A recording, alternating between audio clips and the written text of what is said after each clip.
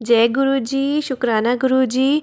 जय गुरु जी संगत जी। संगत जी, गुरु जी ने कुछ बातें अपनी संगत जी को कही थी जो मैं आज आपको बताना चाहती हूँ। सबसे पहले हम गुरु जी का मंत्र जाप करेंगे। ओम नमः शिवाय, शिव जी सदा सहाय। ओम नमः शिवाय, गुरु जी सदा सहाय। जय गुरु जी, शुक्राना गुरु जी। गुरु जी कहते हैं कि दसवंत निकालो। गुरु जी ने एक पुराने संगत जी से कहा था कि दसवंत निकाला करो।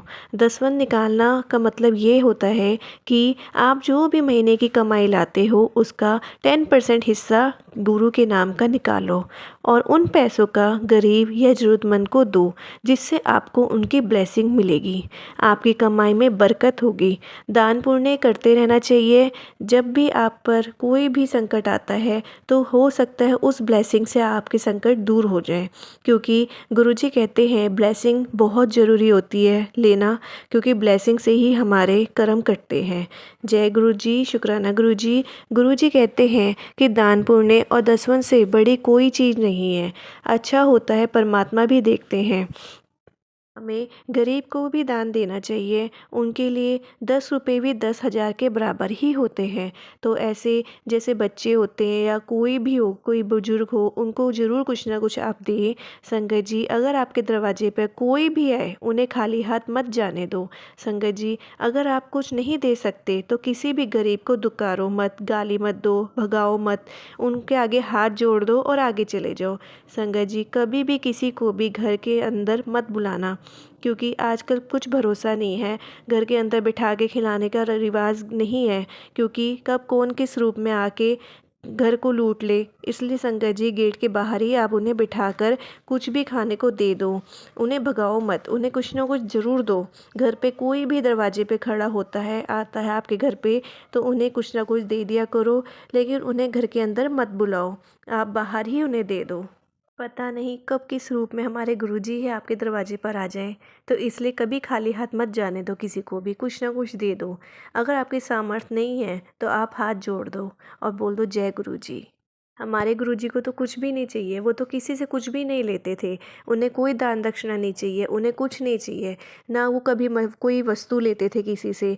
बड़े मंदिर में कई संगत जी आते थे, कुछ ना कुछ देते थे, गुरुजी उन्हें वापस भेज देते थे कि नहीं, यहाँ कुछ नहीं चढ़ावा चढ़ेगा।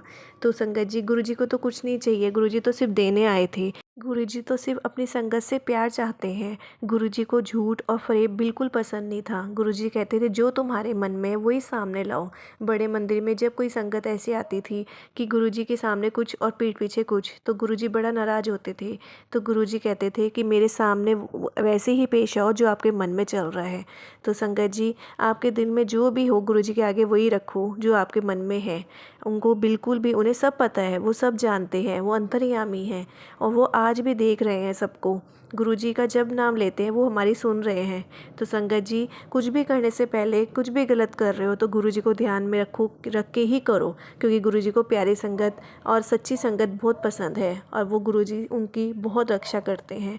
आप सच्चे दिल से चलो, ईमानदारी से चलो, किसी का कुछ बुरा मत करो, तो गुरुजी आपके हमेशा आपके साथ हैं। जी कहते हैं तुम एक कदम बढ़ाओ, मैं 10 कदम तुम्हारे ओर बढ़ाता हूँ। गुरुजी जब एक बार हाथ पकड़ लेते हैं तो कभी नहीं छोड़ते। संगत फिर भी भूल जाएगा गुरुजी को, लेकिन गुरुजी कभी नहीं भूलते। ऐसे हैं हमारे गुरुजी। गुरुजी का बस यही कहना था कि आप चाहे थोड़ा बहुत दान पुण्य करो, लेकिन ज़रूर करो। अपनी कमाई से कुछ हिस्सा ज़रूर दान करो। आप कुछ भी छोटा मोटा दान पुण्य ज़रूर करो। कभी कभी दूसरों की ब्लेसिंग हमें लग जाती है और हमारी किस्मत भी चमकने लग जाती है।